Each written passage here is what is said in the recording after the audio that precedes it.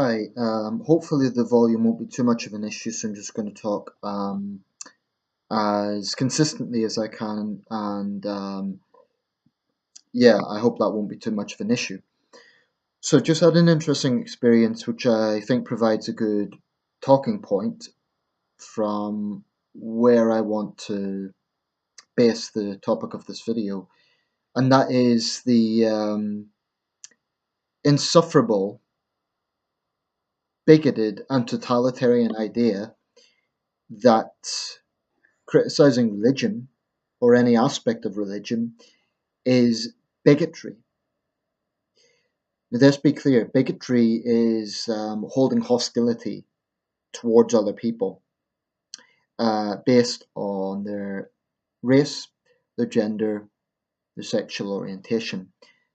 And yes, sometimes it does include a general bad attitude towards all people of a religious faith.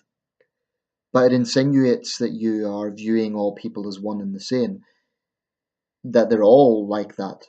Now, that's an attitude I have always rejected my whole life. And it doesn't take a rocket scientist to see that generalizations aren't healthy. So, I made an OP, an opinion piece on my Facebook timeline, and someone I was connected with, she replied to it. Now, I sort of anticipated she would disagree with the post. I was just talking about why I think white privilege is a problematic term as a concept, precisely for that reason, because it's generalizing white people, right? Now, she said that she was surprised to see the post coming from a guy who has expressed hatred of all Muslims. This was her allegation against me. Now, the person I'm talking about, I'm not going to name her, but the person I'm talking about is a hijabi Canadian citizen. And I kind of connected with her about 2 years ago. She was never a good friend, but I kind of thought she seemed like a decent person. We probably had a few mutual groups, a few shared interests, but I always knew that she was a practicing Muslim and quite religious. I never put her down as a hardcore Islamist, but I knew she was quite defensive because I put posts before on my timeline. I've been very honest about my views on Islamic extremism, and she's taken issue with it before. On those occasions, I thought, okay, well, she's in denial, but we'll agree to disagree. But this kind of came to a head like 10 minutes ago when she basically smeared me on my own Facebook page, calling me a hater and an anti Muslim bigot. So I've blocked her because I don't want anything to do with someone like that. And I gave a little parting shot telling her why she was wrong and why I was doing it, why I was blocking her. Um, I gave her a chance to reply incidentally before I'd done that. So, in case anyone thinks I was being unfair, she replied. I gave her a chance to reply. Then I blocked her. Um, this mindset is absolutely insufferable. People who think that if you criticize a religion, that equates to hating every adherent of that religion. Now, there are some people who hate Muslims in general. That's true.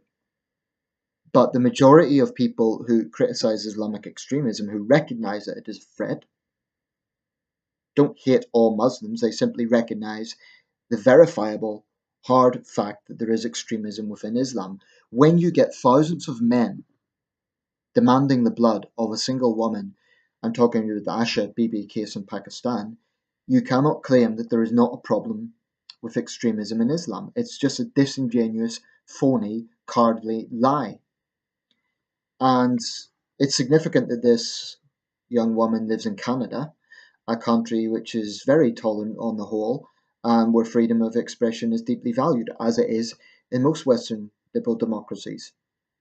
So for her to play the victim and suggest that there's anti-Muslim bigotry coming from me in particular is pathetic. So what she done was she took my comments against Islamism and distorted that to be you're an anti-Muslim hater. Now, if I was an anti-Muslim hater, why would I have been connected with her in the first place? Does that make sense? Of course not. I have a lot of respect for Muslim reformists, and there's individual Muslims I've a lot of respect for as individuals. But I am never going to be silenced into just saying the truth. And we're living in a dangerous era when this very issue is being, threatened. The issue of telling the truth in countries that should value freedom of expression, like the UK, like Canada. Indeed, in Canada, there was a legislator who tried to bring in special laws to protect Islam from criticism, and she denied it was blasphemy laws. That's essentially what it was directing towards. It's incredibly dangerous. And it kind of makes you wonder what Galileo must have felt like, and other scientists, in the age when Christian fanaticism was at its peak. I mean, I would make this analogy. If you criticize the Westboro Baptist Church for being fundamentalist, hardcore, extreme Christians, does that mean that you are discriminating or bigoted against all Christians? Of course not. If you criticize, gay conversion pastors for being intolerant towards gay people, does that mean you hate all Christians? Of course not. So I think this is an utterly obnoxious reduction of the argument to say that if you criticize religious totalitarianism, oh, you're a bigot. I mean, it is utterly absurd because the most intolerant, the biggest intolerance probably on earth comes from Islamic theocracies. And I put that even above communism. And I really dislike communism, but even above communism. I can disagree with colleagues here and maybe it'll be a bit awkward, but I'm not going to be beaten to death for it. Criticize Islam in Pakistan, that could well happen. So I do believe that Islamic theocracy is the single most intolerant ideology on earth today. It's not the only one.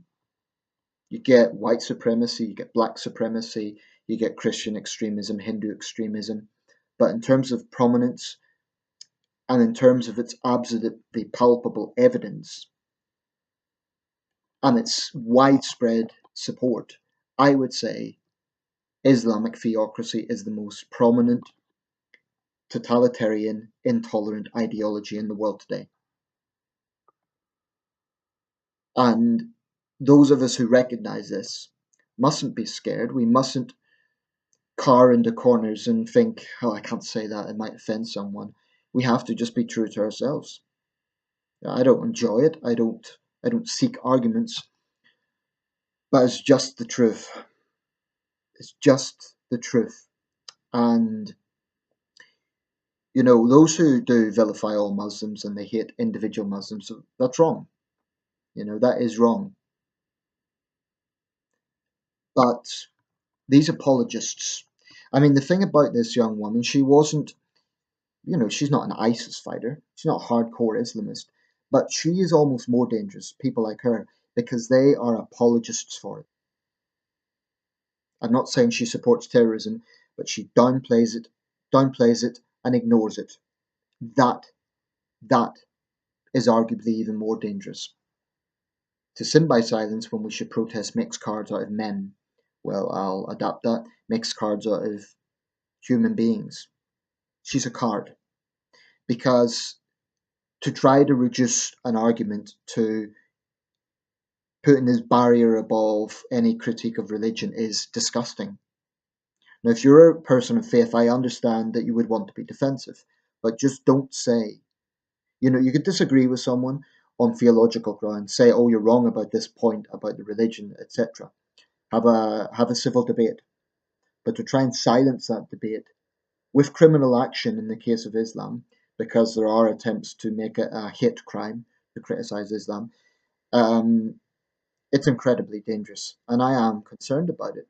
When I see a great liberal democracy like Canada very slowly but gradually going down this path, it's scary. It's actually quite scary. That's what we need to be careful about. So it's good. It's good that she exposed herself because it allows me to dust up a little bit. I'd always been a little bit wary, and I'd anticipated, okay, maybe I should just cut her off. Where there was always this factor. We'd agreed on many other things, incidentally, but this thing, It's a big thing. And her narrative was basically, if you criticize this, you are a bigot. That sort of reductionism, that way of smearing people, is utterly abhorrent, and I will not tolerate it.